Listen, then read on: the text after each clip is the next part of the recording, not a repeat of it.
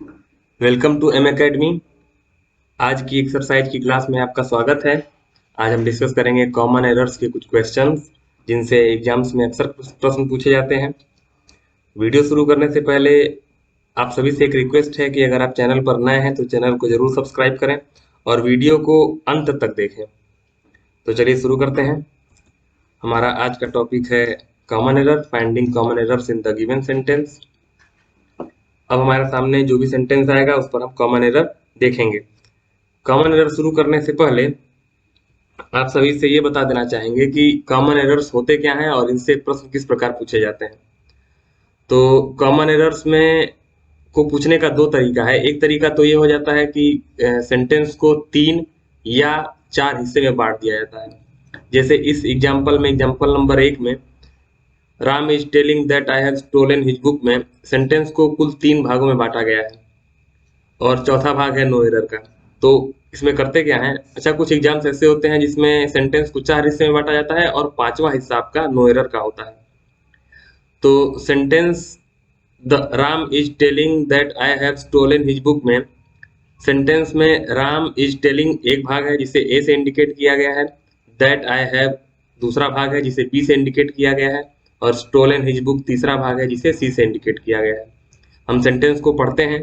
Sentence में अगर किसी भी शब्द को लेकर या किसी नियम को लेकर कोई गलती होती है तो जिस पार्ट में गलती होती है उस पार्ट में हमें आंसर करते हैं।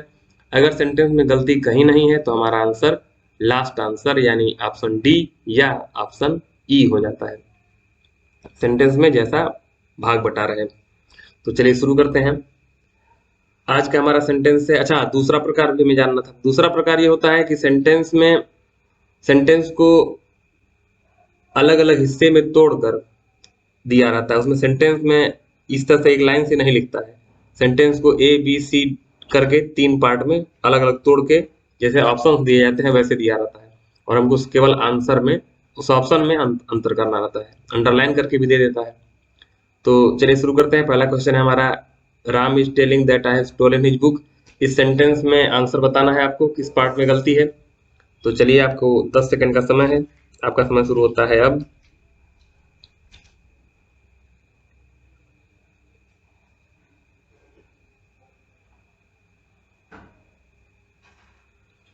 चलिए आपका समय पूरा हुआ।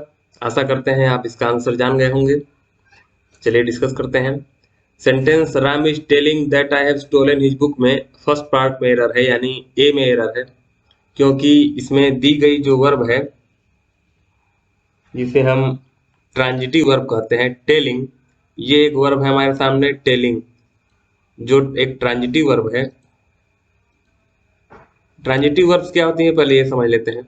ट्रांजिटिव वर्ब्स ऐसी वर्ब्स होती हैं जो सेंटेंस में आएंगी तो उनका अर्थ पूरा करने के लिए उनके बाद एक ऑब्जेक्ट भी आएगा। ट्रांजिटिव वर्ब्स को हिंदी में या ऐसे कहें मुख्य क्रिया को 2 प्रकारों में बांटते हैं, एक ट्रांजिटिव वर्ब्स और एक इंट्रांजिटिव वर्ब्स। तो ट्रांजिटिव वर्ब्स ऐसी होती हैं जिनके बाद एक ऑब्जेक्ट अवश्य आता है, या ऐसे कहें कि ऐसी मुख्य क्रियाएं जिन्हें अपना अर्थ पूरा करने के लिए एक ऑब्जेक्ट की जरूरत होती है वे ट्रांजिटिव वर्ब्स या सकर्मक क्रियाएं कहलाती हैं। और ऐसी मुख्य क्रियाएं जो अपने अर्थ को पूरा करने के लिए किसी ऑब्जेक्ट अर्थात कर्म पर निर्भर नहीं करती हैं वे इंट्रांजिटिव वर्ब्स या अकर्मक क्रियाएं कहलाती हैं। अब इस सेंटेंस का अर्थ होगा राम इज टेलिंग, राम बता रहा है कि मैंने उसकी पुस्तक चुराई है। तो राम, अगर बताना या सुनाना की बात की जाए तो बताने या सुनाने के लिए कोई एक ऑब्जेक्ट, कोई एक पर्सन होना चाहिए जिसे हम बताएंगे या सुनाएंगे।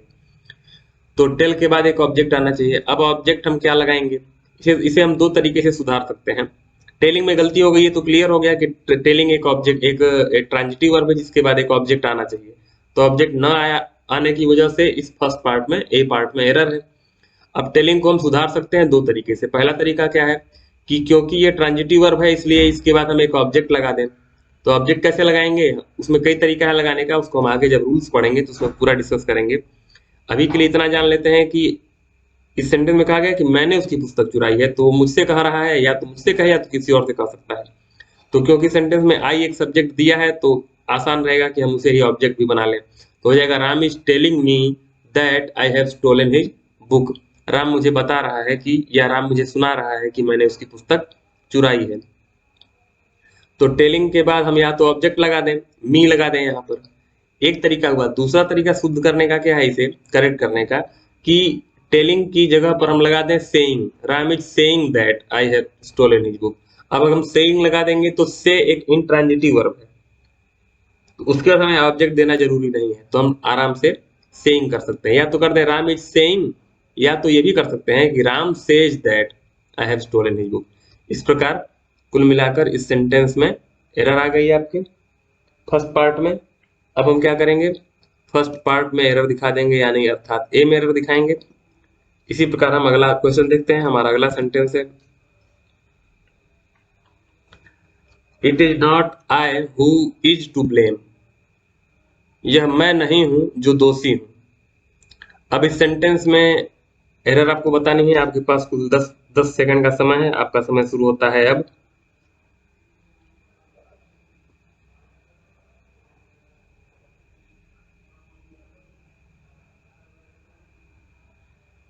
समय पूरा हुआ। आशा करते हैं आपको आंसर पता चल गया होगा। इस सेंटेंस के किस पार्ट में एरर मिली, सेकंड पार्ट में।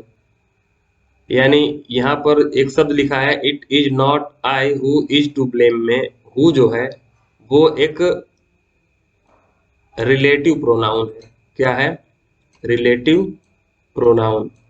रिलेटिव प्रोनाउंस का रूल क्या होता है, तो रिलेटिव प्रोनाउंस कई होते हैं, यहाँ पर उनमें से एक दिया है हु, तो हु का रूल हम लेकर चलेंगे। क्या रिलेटिव प्रोनाउंस होते क्या है, इनकी चर्चा हमने प्रोनाउन के काइंड्स में की है।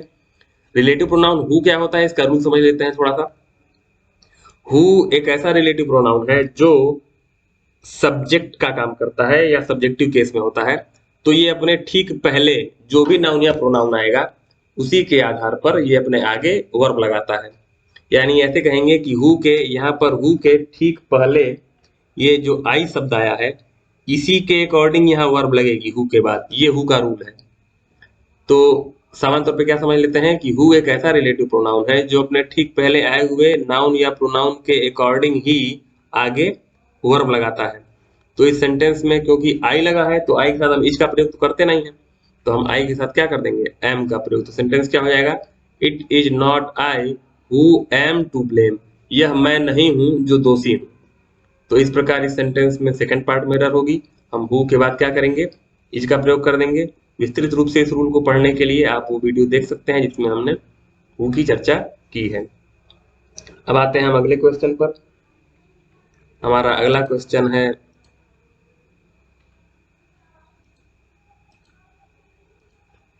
Of the two great cities the former is biggest. इस सेंटेंस में एरर आपको पता करनी है। आपके पास कुल 10 सेकंड का समय है। आपका समय शुरू होता है अब।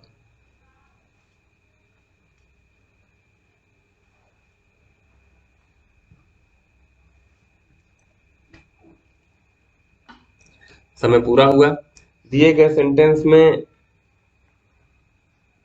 Of the two cities, of the two great cities the former is biggest. इस सेंटेंस में जो एरर आई है वो आई है थर्ड पार्ट में, बिगेस्ट में। बिगेस्ट क्योंकि एक ऐसा एडजेक्टिव है जो सुपरलेटिव डिग्री में है। तो एक जो थोड़ी बहुत जानकारी भी रखता होगा वो भी बता देगा कि आंसर तीसरे में है, क्योंकि सामान्य तौर पर हम ये नियम जानते हैं कि जब कोई एडजेक्टिव सुपरलेटिव डिग्री में होता है तो उसके पहले आर्टिकल द का प्रयोग करते हैं। तो उस आधार पर हम इसमें गलती निकाल सकते हैं। जो नहीं पढ़ा, जो नहीं भी जान रहा है वो भी बता देगा। लेकिन यहाँ पर गलती द को लेकर नहीं है, यहाँ गलती है डिग्री को लेकर। ऑफ द टू सिटीज कहा है, तो ऑफ द टू सिटीज का मतलब हुआ दो शहरों में से।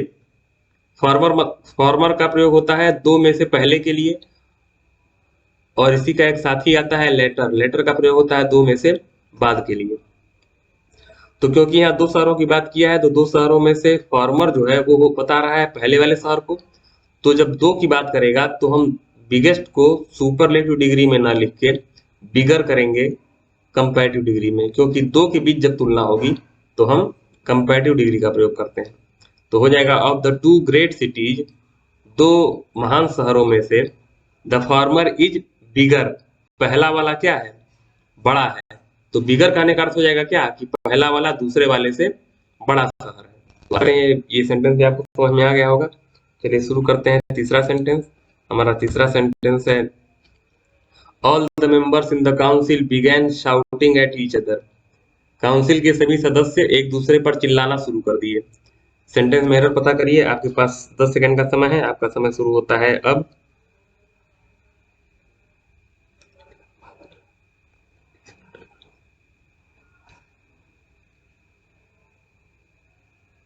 Time over. आशा करते हैं इसका जवाब आपको पता चल गया होगा। All the members in the council began shouting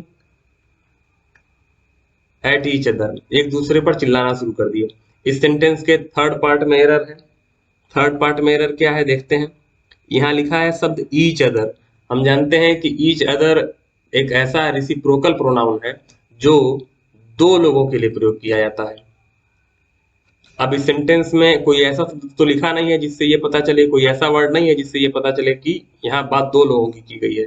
all the members in the council कहा है, तो ऑल द मेंबर्स का अर्थ हो गया कि बहुत सारे लोग हैं। तो हम सभी ने पढ़ा है जब ईच अदर है तो दो लोगों की बात होगी तो हम ईच अदर का प्रयोग करेंगे, और अगर दो से अधिक की बात होती है तो हम रिसिप्रोकल प्रोनाउन वन एनदर का प्रयोग करते हैं। अर्थात दिए गए सेंटेंस में थर्ड पार्ट में एरर हो जाएगी। ईच अदर की जगह हम कर देंगे क्या, वन एनदर। दो के लिए ईच अदर का प्रयोग और दो से अधिक के लिए वन एनदर का प्रयोग होता है। चलिए शुरू करते हैं अगला क्वेश्चन। हमारा अगला क्वेश्चन है we should love one should love his country. तो one should love his country में एरर बताइए। आपके पास 10 सेकंड का समय है। आपका समय शुरू होता है अब।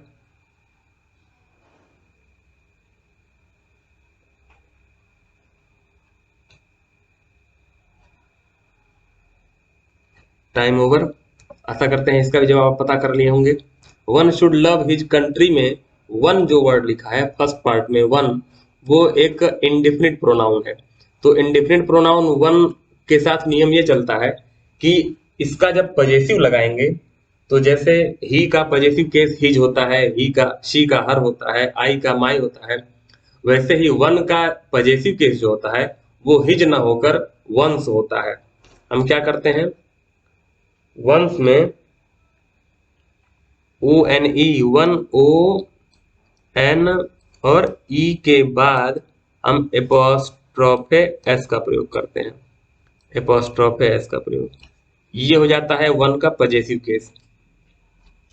तो इस प्रकार सेंटेंस में one should love his country, यहाँ पर जो शब्द लिखा है ये शब्द हिज, ये हिज न होकर यहाँ पर हो जाएगा one should love one's country. चलिए अगला क्वेश्चन देखते हैं।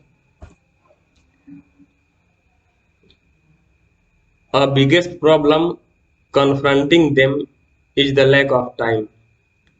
सबसे बड़ी मुसीबत जो उन्हें हो रही है वो क्या है, समय की कमी, जिसका सामना उन्हें करना पड़ रहा है। सबसे बड़ी मुसीबत जिसका सामना उन्हें करना पड़ रहा है या जिसका सामना वे कर रहे हैं वो क्या है, समय की कमी। अब इस सेंटेंस में आपको एरर पता करनी है। आपके पास कुल 10 सेकंड का समय है। आपका समय शुरू होता है अब।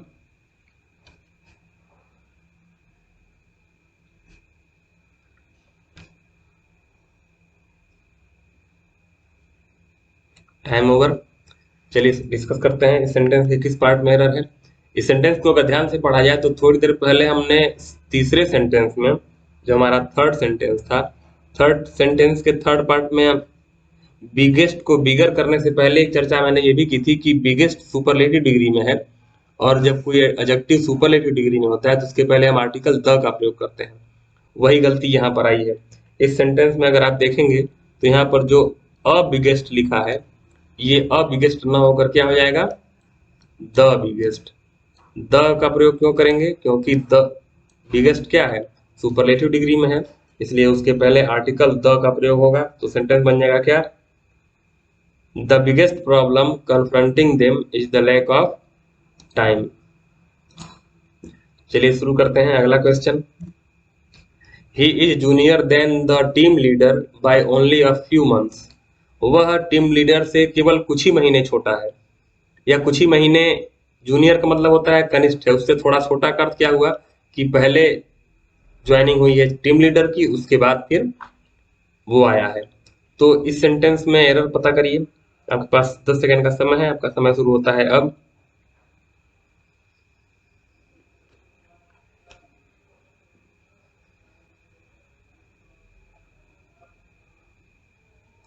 Time over. चलिए डिस्कस करते हैं। इस सेंटेंस में लिखा है he is junior than the team leader. इस सेंटेंस के फर्स्ट पार्ट में एरर है, बिल्कुल भी नहीं। यही गलती सबसे होती है कि लोग सोचते हैं कि जूनियर के बाद जो आता है उसमें गलती करेंगे, तो जूनियर के बाद आता क्या है, जूनियर शब्द के बाद टू प्रीपोजिशन का प्रयोग होता है। तो यहाँ पर क्योंकि देन लगा है, सामान्य तौर पे हम यही गलती करते हैं। जूनियर की तरह कुछ और भी शब्द हैं, जैसे जूनियर हुआ, सीनियर हुआ, सुपीरियर हुआ, इंफीरियर हुआ, और भी हैं, उनकी चर्चा हम विस्तृत रूप से करेंगे। तो जूनियर एक ऐसा शब्द है जिसके बाद हम आर्टिकल सॉरी ये प्रीपोजिशन टू का प्रयोग करते हैं, देन का प्रयोग नहीं होता है। तो एरर फर्स्ट पार्ट में नहीं होगी, एरर कहाँ हो जाएगी, सेकेंड पार्ट में। हम देन की जगह किसका प्रयोग कर देंगे, टू का प्रयोग करेंगे। ये कुछ ऐसे शब्द होते हैं जो सेंस तो कंपैरेटिव का देते हैं लेकिन कंपैरेटिव डिग्री में नहीं होते हैं। तो जूनियर का अर्थ हो गया छोटा है, तो देन के बाद स्थान पर हम देन का प्रयोग ना करके हम किसका प्रयोग करेंगे, टू का प्रयोग करेंगे। चलिए देखते हैं अगला क्वेश्चन। हमारा अगला क्वेश्चन है drinking and driving are a major cause of accidents. तो ड्रिंकिंग एंड ड्राइविंग में आंसर बताइए। आपके पास 10 सेकंड का समय है, आपका समय शुरू होता है अब।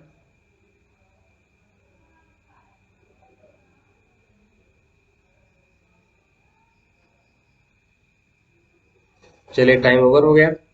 ड्रिंकिंग एंड ड्राइविंग में सेंटेंस में एरर समझने से पहले एक बात ये समझते हैं कि यहाँ पर हमारे सामने दो शब्द दिए गए हैं। एक शब्द दिया गया है ड्रिंकिंग और दूसरा दिया गया है ड्राइविंग। तो ड्रिंकिंग और ड्राइविंग को किससे जोड़ा गया है, एंड से जोड़ा गया है। तो नियम ये बनता है कि अगर एंड से दो नाउन्स जुड़े हैं तो उसके बाद जो वर्ब आ रही है इस वर्ब को ध्यान देंगे कि ये वर्ब सिंगुलर होगी कि प्लूरल होगी। तो वर्ब सिंगुलर कब होगी, जब हमारा सब्जेक्ट यानी एंड से जुड़े दोनों नाउन्स या प्रोनाउंस किसी सिंगुलर ऑब्जेक्ट की बात करेंगे तो हम यहाँ पर वर्ब सिंगुलर लगाएंगे। और अगर एंड से जुड़े दो नाउन्स या प्रोनाउंस किसी प्लूरल ऑब्जेक्ट की बात करेंगे तो हम यहाँ पर वर्ब प्लूरल लगा देंगे। अब यहाँ देखते हैं सेंटेंस में क्या कह रहा है। लिखा है drinking and driving are the major cause of accidents.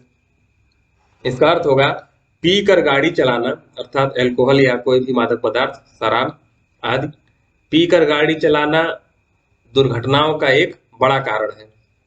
तो पी कर गाड़ी चलाना, क्या दो बातें हैं इसमें, पीना अलग और गाड़ी चलाना अलग है। ये दोनों अलग अलग एक्सीडेंट के बड़े काज हैं। पीना भी एक्सीडेंट का काज है और गाड़ी चलाना भी। तो ऐसा नहीं है। यहाँ पर एंड से दो शब्द जुड़े हैं, ड्रिंकिंग और ड्राइविंग।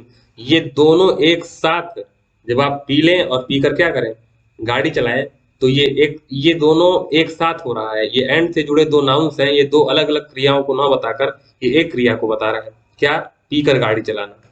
तो यहाँ पर जो वर्ब आएगी वो आर ना आकर क्या आ जाएगी, इज आ जाएगी। इज क्यों आ जाएगी, क्योंकि यहाँ का जो सब्जेक्ट है ड्रिंकिंग एंड ड्राइविंग, पी कर गाड़ी चलाना, ये सिंगुलर है, इसलिए हम वर्ब लगा देंगे, सिंगुलर हो जाएगा sentence. Drinking and driving is a major cause of accident. आशा करते हैं ये भी सेंटेंस आपको समझ में आ गया होगा। चलिए हम शुरू करते हैं अपना अगला sentence. The contents of the room consisted of a carpet and a few furnitures. The contents of the room consisted of a carpet and a few furnitures. तो इस सेंटेंस में क्या गलती है देखते हैं। आपके पास 10 सेकंड का समय है।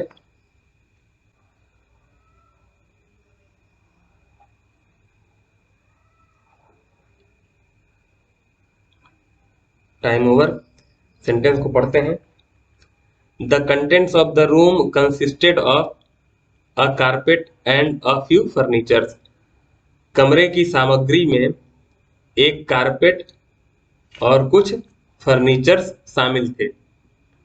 तो सेंटेंस को ध्यान से अगर आप देखें तो यहाँ एक शब्द लिखा है अ फ्यू फर्नीचर्स।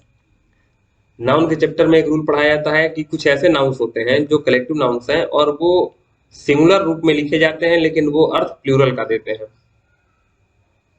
तो वो सिंगुलर में ही लिखे जाएंगे, उनके बाद वर्ब भी सिंगुलर ही आएगी, प्लूरल वर्ब नहीं आएगी। उन्हें हम प्लूरल फॉर्म में नहीं लिखते हैं। तो इस प्रकार सेंटेंस होना क्या चाहिए, the contents of the room consisted of a carpet and a few furniture, न कि फर्नीचर्स। तो हम क्या करेंगे, हम फर्नीचर्स में से केवल एस को रिमूव कर देंगे। हमारा आंसर बन जाएगा the contents of the room consisted of a carpet and a few furnitures.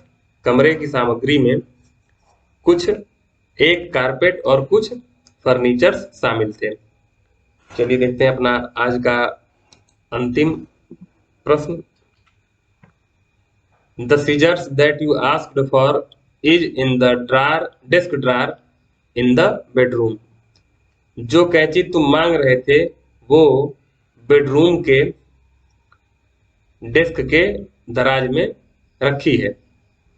तो इस सेंटेंस में एरर आपको पता करनी है। सामान्य तौर पे बच्चे सीजर्स को देख के एरर करते हैं। इस पर हम डिस्कस करेंगे आगे आने वाले सेंटेंस में, आगे आने वाली वीडियोज में भी। तो आपके पास 10 सेकंड का समय है। टाइम शुरू होता है अब।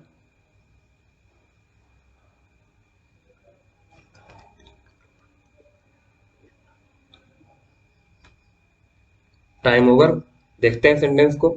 The scissors that you had asked for is in the desk drawer in the bedroom.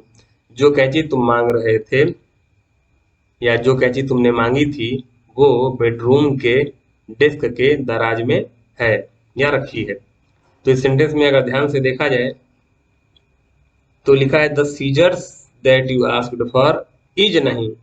यहाँ बात किसकी कर रहा है? बेडरूम के डेस्क ड्रार में क्या है? बेडरूम में रखे गए डेस्क के ड्रार में दराज में क्या है? सीजर्स है। तो सीजर्स है नहीं, सीजर्स हैं। कुछ ऐसे नाउन्स होते हैं जो पेयर्स को दिखाते हैं, ऐसे ऑब्जेक्ट को दर्शाते हैं जिनके दो फलक होते हैं, जो दो सेम ऑब्जेक्ट्स को मिलाकर बनाए गए होते हैं।